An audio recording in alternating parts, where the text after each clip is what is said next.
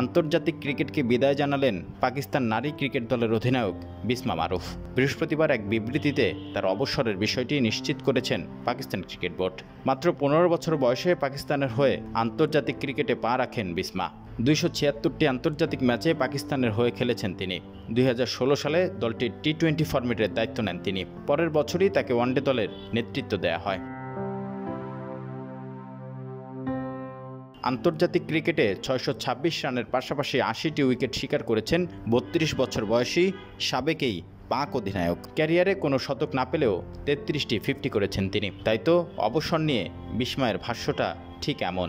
যে খেলাটা আমি সবচেয়ে ভালোবাসি সেখান থেকে অবসর নেওয়ার সিদ্ধান্ত নিয়েছি। চ্যালেঞ্জ, জয় ও ভুলে যাওয়ার মতো নয়, এমন সব স্মৃতি মিলিয়ে অসাধারণ এক অভিযাত্রা ছিল।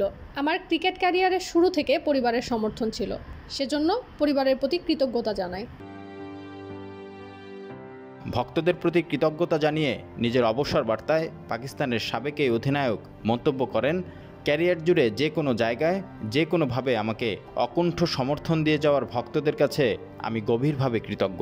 আর সবার শেষে আমি ধন্যবাদ জানাই সতীর্থদের, তারা আমার কাছে পরিবারের মতো। মাঠ ও মাঠের বাইরে যে সম্পর্ক আমরা তৈরি করেছি সেটা সবসময় মনে থাকবে।